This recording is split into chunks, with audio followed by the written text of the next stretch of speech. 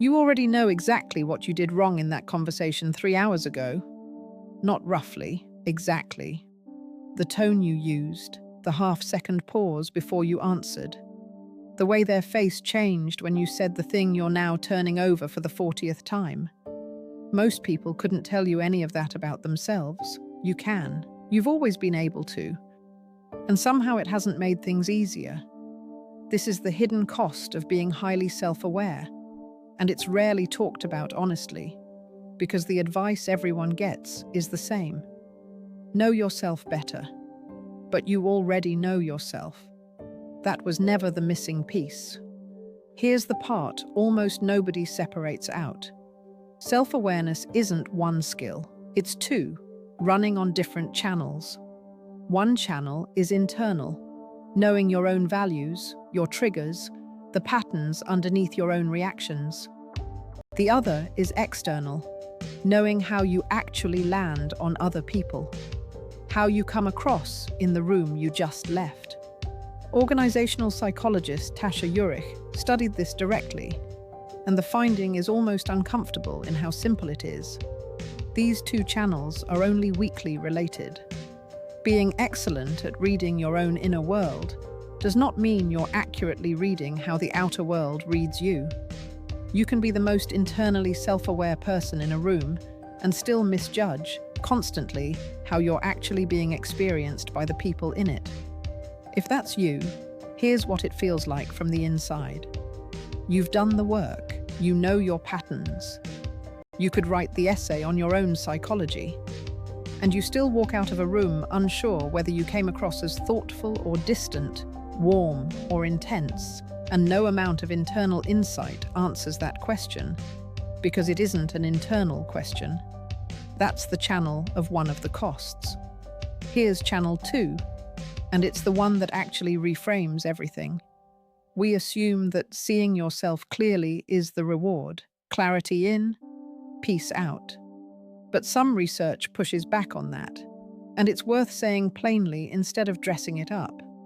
It's a genuinely contested finding, not settled science, so hold it loosely. It's called the depressive realism hypothesis, first proposed by Alloy and Abramson in 1979. The idea is that people experiencing low mood sometimes perceive situations, including their own performance and their own likability, more accurately than people who aren't. The rose-tinted view is the one doing the emotional protecting. The accurate view carries no such cushion. Later studies have been mixed on this, so this isn't a rule, but it points at something real for a lot of highly self-aware people. Seeing clearly and feeling better were never guaranteed to travel together. Sometimes clarity just means you're seeing the unflattering parts too, in full resolution, with nothing softening the edges. And there's a fork in that clarity that changes everything about whether it helps you or hurts you. We're getting to it. But first, the objection you're probably already forming. This isn't going to be the video that tells you overthinking is secretly a gift. You've heard that one. It's not true, or at least not fully true, and it isn't useful to pretend otherwise. Some of what you carry is a real cost, not a disguised blessing. A cost. This video's job is to explain the mechanism underneath it, not flatter the trait. So here's the mechanism. Turning something over in your mind is not one activity. Psychologists Trapnell and Campbell drew a distinction in 1999 between two modes of self-focus that look identical from the outside and feel almost opposite from the inside. One is rumination, anxious, repetitive, driven by threat. Your mind is circling the same 3 seconds of a conversation, not to understand it, but because it feels unsafe to stop circling. The other is reflection, curious, growth-driven, moving somewhere. Look inward, not because something feels wrong, but because you want to understand it. Same behavior, looking inward. Completely different emotional weather depending on which one is actually running.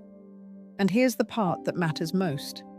Highly self-aware people live close to that fork, constantly. You're not choosing between thinking and not thinking. You're choosing, dozens of times a day, without fully noticing, between reflection and rumination.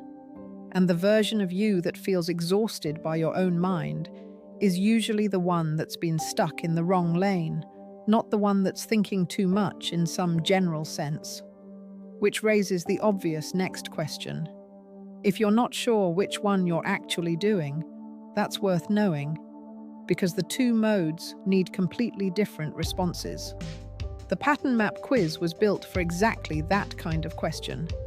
It's a short, free assessment that maps your own attachment and worth pattern and gives you a personalized read on how your mind actually runs, not a generic label. If you've been wondering which lane you're in, that's where you find your own map. Links in the description. The second half of the mechanism is simpler and just as costly. Noticing more means carrying more. People who track their own internal patterns closely also tend to track the emotional undercurrent of every room they're in.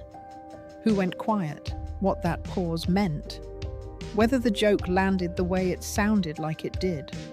This connects loosely to Snyder's self-monitoring theory from 1974, which was originally about social adaptability, not exhaustion, so this framing stays modest. But the underlying mechanism holds. Reading that much, continuously, is not free. It's cognitively and emotionally expensive, every single day, in rooms where nobody else is running the same calculation. You're not imagining that it's tiring. You're running two jobs most people don't know exist. Here's where it usually shows up, not in the big moments, it's in the small, ordinary aftermath of an unremarkable day. A slightly flat text back. A meeting where you talked too much or not enough. A friend who seemed a little off for reasons that had nothing to do with you. For someone who isn't running this much internal tracking, these moments dissolve by dinner. For you, they don't dissolve. They get filed, cross-referenced against every other time you felt this exact feeling, and reopened at 11 p.m, when the day finally goes quiet enough for your mind to circle back. And this is the moment self-awareness turns from a tool into a weapon, and whose it becomes depends entirely on one variable psychologist Kristin Neff has studied since the early 2000s. Whether that clear self-knowledge is paired with self-compassion or with harsh self-judgment. Her research found something specific and important. Self-knowledge paired with self-kindness predicts meaningfully better outcomes than self-knowledge paired with self-criticism, even when the accuracy of what's being seen is identical. Same insight, same clarity, completely different result, depending only on what you do with it once you have it.